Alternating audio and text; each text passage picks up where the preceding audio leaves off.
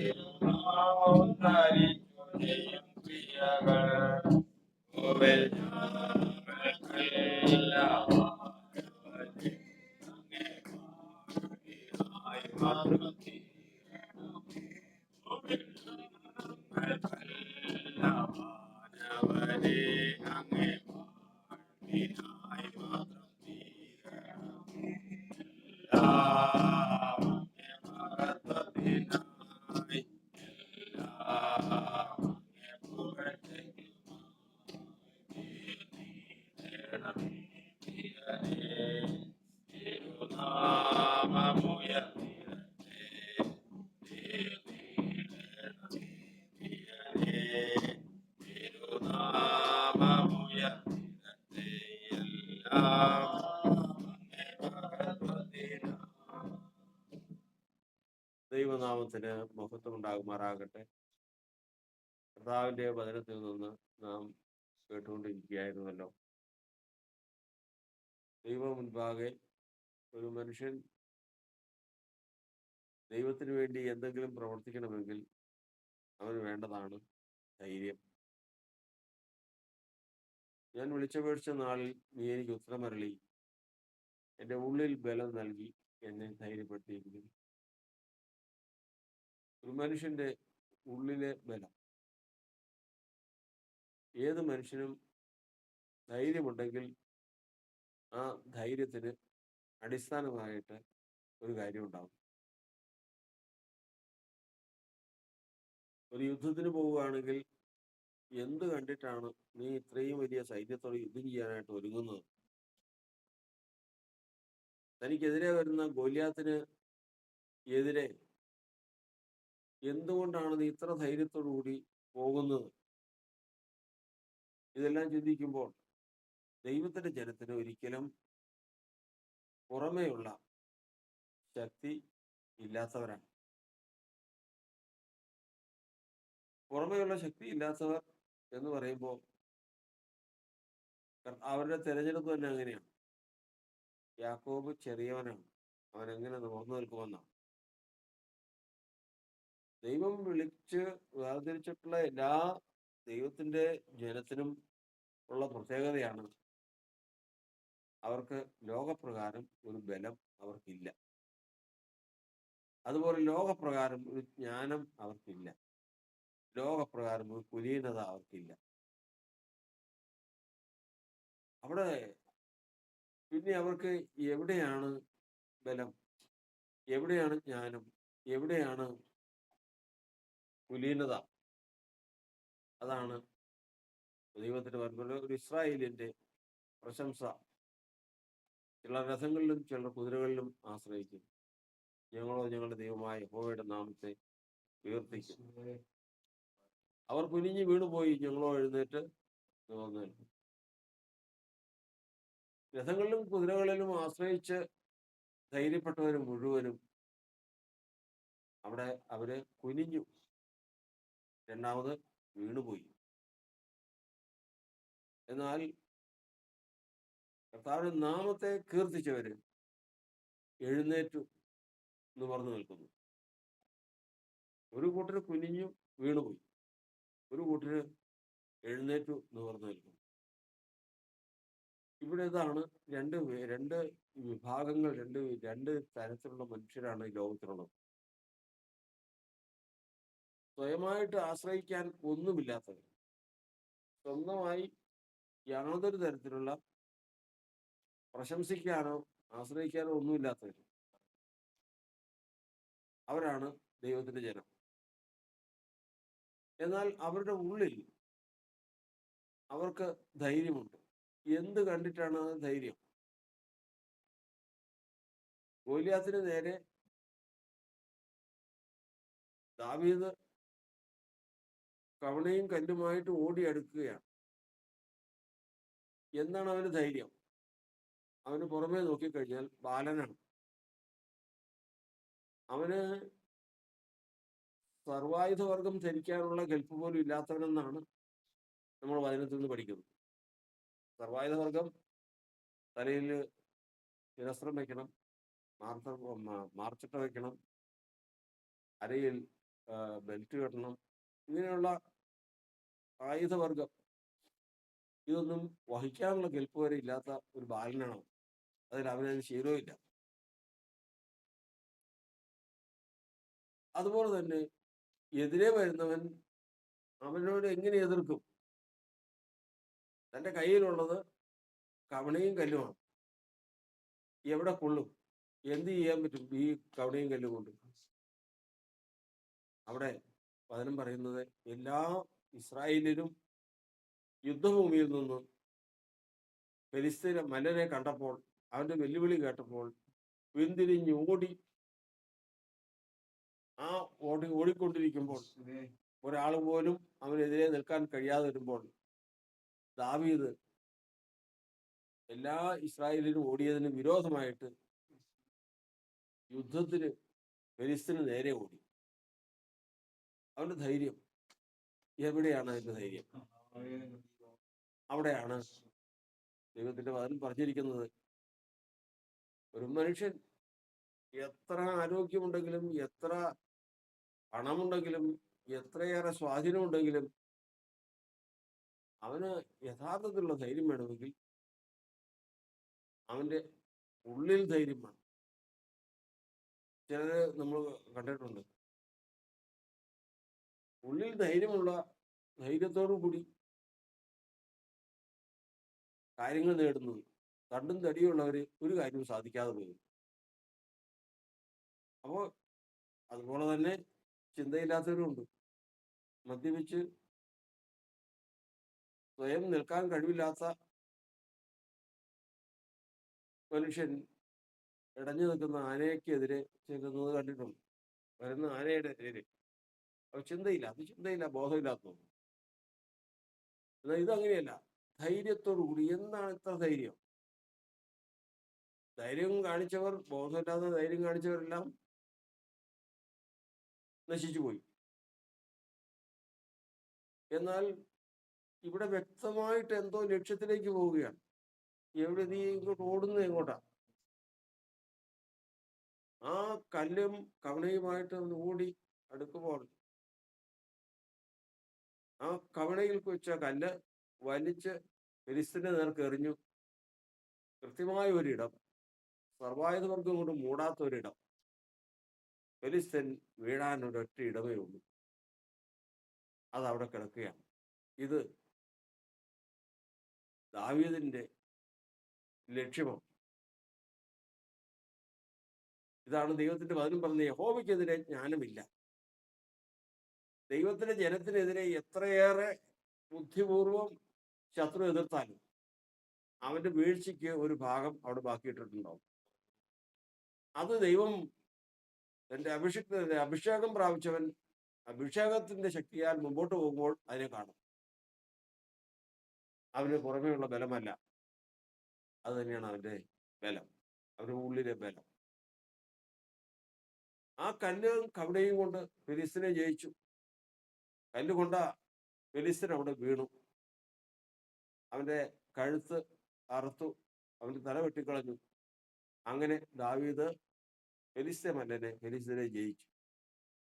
അവിടെയാണ് ഉള്ളിലെ ബലത്തിന്റെ പ്രത്യേകത. അവിടെയാണ് ദൈവത്തിന്റെ ജനത്തിന്റെ ഉള്ള ബലം. തീച്ചൂള ഒരുക്കിയിട്ടതിന് ശേഷം രാജാവ് പറയുകയാണ്, പരാതി ശദ്രക്കിനെയും മേശക്കിനെയും അബേദിനെയും കുറിച്ച് കിട്ടി. അവര് രാജാവ് നിർത്തിയ ബിംബത്തെ നമസ്കരിക്കുന്നില്ല എന്നുള്ള പരാതി കിട്ടിയപ്പോൾ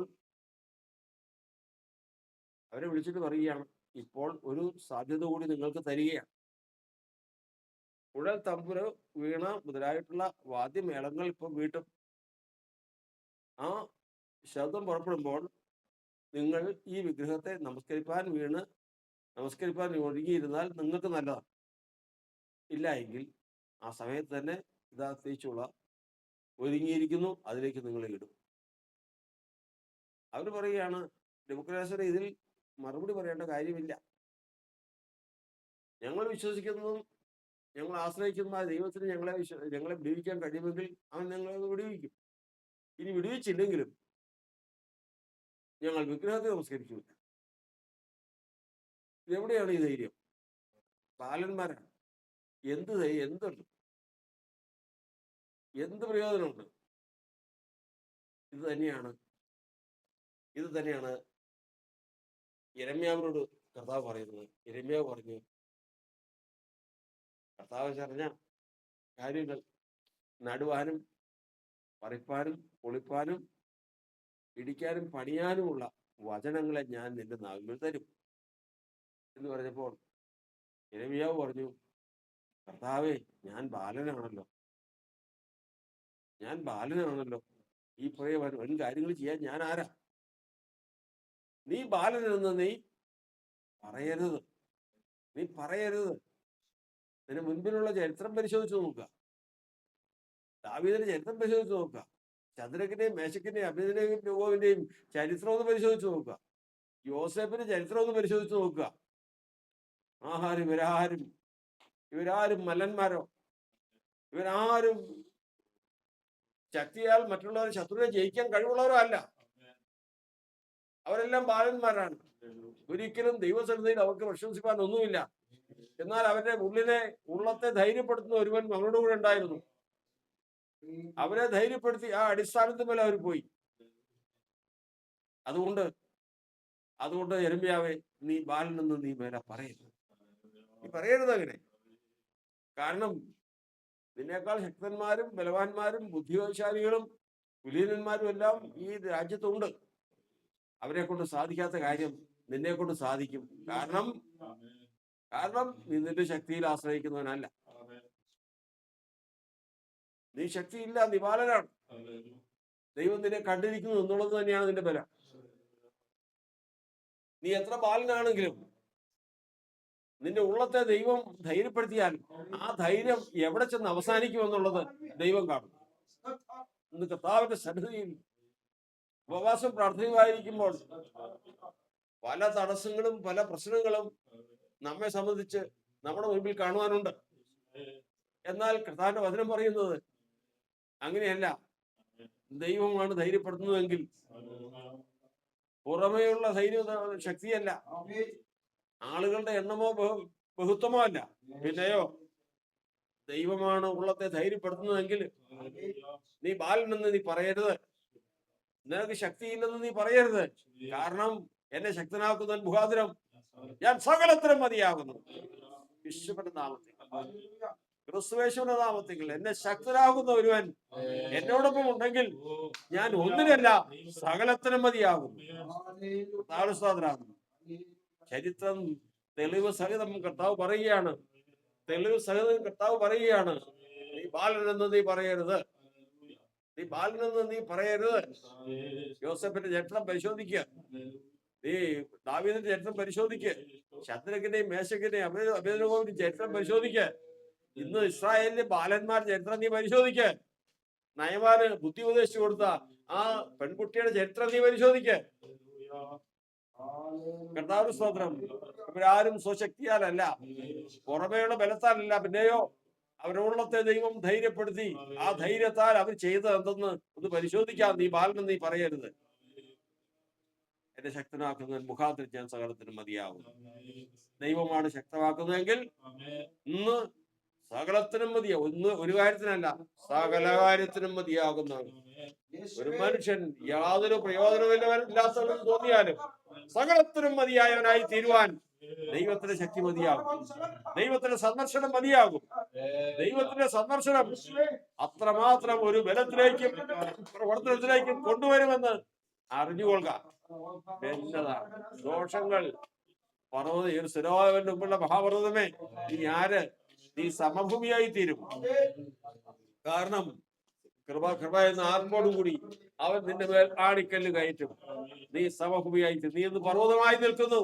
സമഭൂമിയായി തീർന്നതിന് ശേഷം അതിൽ കൂടി എന്റെ ദാസൻ സെരുബ്ബാബേൽ പോകും. അവൻ ഏൽപ്പിക്കപ്പെട്ട ഉത്തരവാദിത്വം നിവർത്തിക്കും. ഓ ഹല്ലേലൂയ, സ്തോത്രം. അവൻ ആ ലക്ഷ്യത്തിലെത്തുകയും ചെയ്യും. ദൈവത്തിന്റെ കൃപ, ദൈവത്തിന്റെ ശക്തി, ദൈവത്തിന്റെ സാന്നിധ്യം, ദൈവത്തിന്റെ സ്പർശനം ഇന്ന് നമ്മുടെ ഉള്ളത്തെ ഉണർത്തട്ടെ. ദൈവജനത്തെ ഉണർത്തട്ടെ. സകല ദോഷങ്ങളും നീങ്ങി മാറട്ടെ. ദൈവങ്ങളിലേക്ക് സമർപ്പിക്കാം. സ്തോത്രം. നമുക്ക് ഒരുമിച്ച് പറയാം. ബാലനെന്നല്ല പറയേണ്ടത്. നീ ബാലനെന്ന് നീ പറയരുത്. നീ പറയേണ്ട വാക്കാണ് എന്നെ ശക്തനാക്കുന്ന മുഖാന്തരം ഞാൻ സകലത്തിനും മതിയാകുന്നു എന്ന് പറയാം. ബന്ധനമഴിയട്ടെ, ബന്ധനമഴിയട്ടെ. ഇന്ന് ക്രിസ്തുവേശ്വര നാമത്തികൾ ജനത്തിന്റെ ബന്ധനമഴിയട്ടെ. കെട്ടിയിരിക്കുന്ന കെട്ടുകൾ നാം അഴിക്കട്ടെ. കുത്തുവഴി കെട്ട തുറക്കട്ടെ. ശത്രു എതിരിൽ നിന്ന് വാദിക്കുന്ന വാദം യേശുവിന്റെ നാമത്തിൽ നീങ്ങി മാറട്ടെ. എന്നെ ശക്തനാക്കുന്നവൻ മനുഷ്യനല്ല. എന്നെ ശക്തനാക്കുന്നവൻ ക്ഷയമുള്ള മനുഷ്യനല്ല. എന്നെ ശക്തനാക്കുന്നവൻ ഈ ലോകത്തിന്റെ ബലമല്ല, പിന്നെയോ അവൻ സർവശക്തനാണ്, സകലത്തിനും മതിയായവനാണ്, സകലത്തിനെ ഉടയവനാണ്, സകല വിദ്യകളും കൈവശമുള്ളവനാണ്. അവനാൽ സാധിക്കാത്ത ഒരു കാര്യവുമില്ല. അവനാണ് എന്റെ ഉള്ളത്തെ തൊട്ടുണർത്തി എനിക്ക് ധൈര്യം തരുന്നതെങ്കിൽ ഇന്ന് ഈ യാത്ര പൂർത്തിയാക്കുവാൻ അവന്റെ കൃപ മതി. അവന്റെ കൃപ മതി. എന്റെ കൃപ നിനക്ക് മതി. എന്റെ കൃപ നിനക്ക് മതി. ഓ മതി കർത്താവേ, മതി. ഓ ഹല്ലേലൂയ. എന്റെ താഴ്ചയിൽ അവൻ എന്നെ ഓർത്തല്ലോ, ഘോരവൈരിയിൽ ബലമവൻ തകർത്തല്ലോ. എന്റെ താഴ്ചയിൽ അവൻ എന്നെ ഓർത്തല്ലോ, ഘോരവൈരിയിൽ ബലമവൻ തകർത്തല്ലോ. തിരുകൈകളിൽ സ്തോത്രഗീതം പാടിടും ഞാൻ. തിരുകൈകളിൽ അവൻ എന്നെ ചേർത്തല്ലോ, സ്തോത്രഗീതം പാടിടും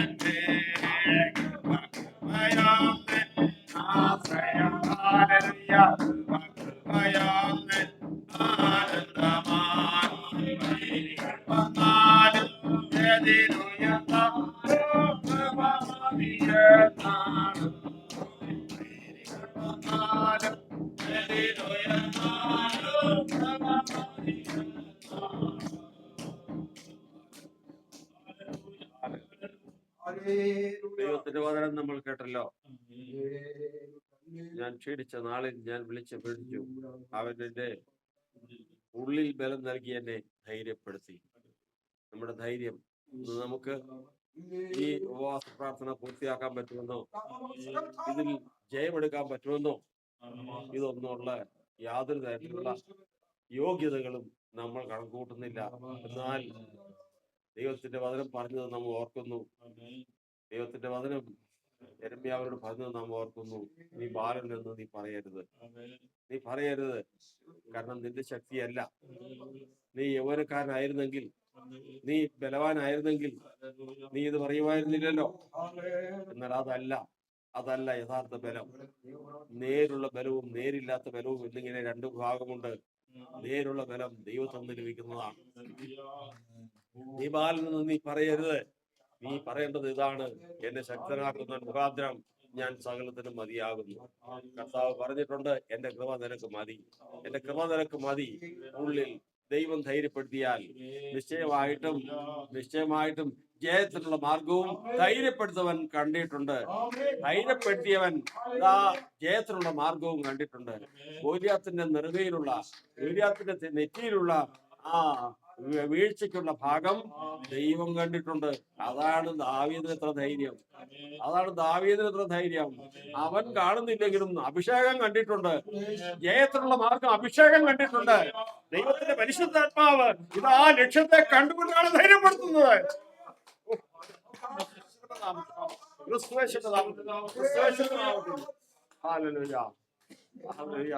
എല്ലാവരും